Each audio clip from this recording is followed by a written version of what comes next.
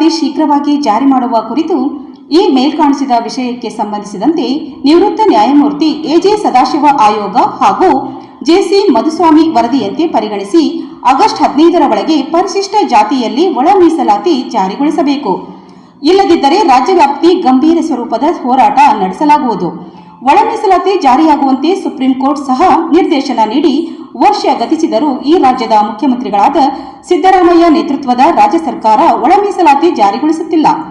ಮಾದಿಗ ಜನಾಂಗಕ್ಕೆ ಘೋರ ಅನ್ಯಾಯ ಮಾಡುತ್ತಿದ್ದಾರೆ. ರಾಜ್ಯದಲ್ಲಿ ಪರಿಶಿಷ್ಟ ಜಾತಿಗೆ ಇರುವ 15% 17% ಹೆಚ್ಚಿಸಿ ಮೀಸಲಾತಿಯಲ್ಲಿ ಮಾದರ, ಸಮಗಾರ, ಡೋಹರ, ಮಚಗಾರ ಸಮುದಾಯದವರಿಗೆ 6% ಒಳ ಮೀಸಲಾತಿ ನೀಡುವಂತೆ ಆಯೋಗ ಶಿಫಾರಸು ಮಾಡಿದೆ.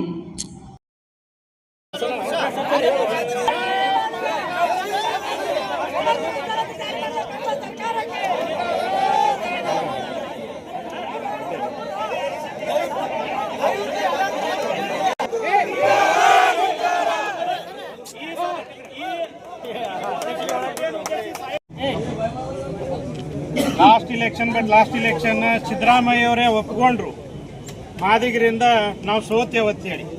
ಈಗ ಇನ್ನೊಮ್ಮೆ ಅವ್ರಿಗೆ ನಾವೆಲ್ಲರೂ ಪಾಠ ಕಲಿಸ್ಬೇಕಾಗ್ಯದ. ಇವತ್ತಿದು ಶಾಂತಿಕ ಹೋರಾಟ 30 ವರ್ಷ ಆಯ್ತು, ಇನ್ನೇನು ಹೋರಾಟ ಮಾಡಂಗಿಲ್ಲ. ಇವತ್ತು ನಾವು DC ಆಫೀಸಿಗೆ ಕೀಲಿ ಹಾಕ್ತೇವೆ ಇಲ್ಲಿ. ಇದು ಆದ್ಮೇಲೆ ಇವತ್ತಿನಿಂದ 15-16ನೇ ತಾರೀಕಿನವರೆಗೆ ಯಾವುದೇ MLA ಇರಲಿ, ಮಿನಿಸ್ಟರ್ ಇರಲಿ, ಯಾವುದೇ ಸರ್ಕಾರಿ ಕಾರ್ಯಕ್ರಮ ನಾವು ನಡೆಸಿಕೊಡ್ಲಾರ್ದಂಗೆ ನೋಡ್ಕೋತೀವಿ. ಅದಕ್ಕೂ ಮೀರಿದ್ರು ಅಂದ್ರೆ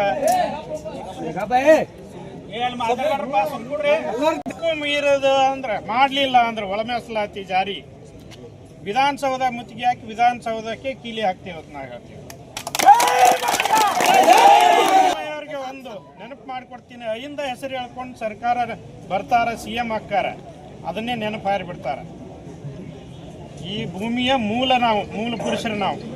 ನಮ್ಮನ್ನ ಕೆರಳೋದು ಬ್ಯಾಡ್ರಿ ಅಂತ ಕೇಳ್ತೇವೆ, ಶಾಂತ ರೀತಿ ಇದ್ದೇವೆ ಹಿಡ್ದನ. ಈಗಿಲ್ಲ. ಈಗ ನಮ್ದು ಇನ್ನೊಂದು ರೂಪ ನೀವು ನೋಡ್ತೀರಿ ಅಂತ ಹೇಳ್ತೇನೆ ನಾನು. ಇವತ್ತು ನಾವು ಒಂದೇ ಇದರವ್ರು ಬಂದೆವು.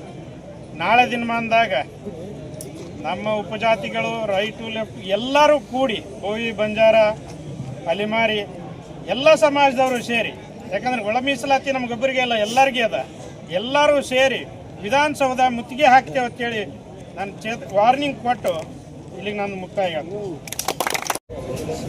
ಎಲ್ಲರಿಗೆ ಜಮೀನು ಹೇಳ್ತಾ ಇವತ್ತು ಈ ಹೋರಾಟದ ಎಲ್ಲ ನಮ್ಮ ಕುಲ ಬಾಂಧವರಲ್ಲಿ ಹಾಗೂ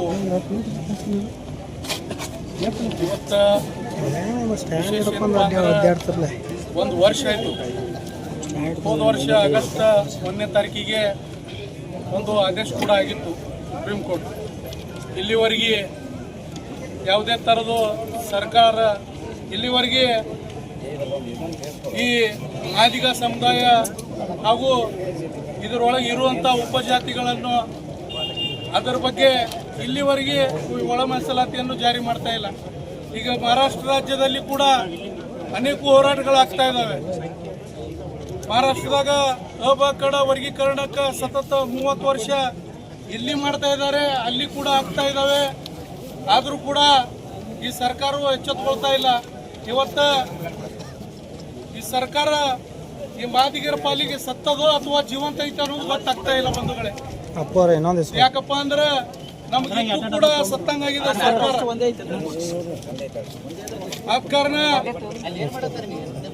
ಏನಾದ್ರೂ ಬರುವಂತ ದಿವಸದಲ್ಲಿ ನೀವು ತಕ್ಷಣನೇ ಈ ನಮ್ಮ ಒಳ ಮೀಸಲಾತಿ ಜಾರಿ ಮಾಡಲಿಲ್ಲಪ್ಪ ಅಂದ್ರೆ ಮುಂದಿನ ದಿನಮಾನದಾಗ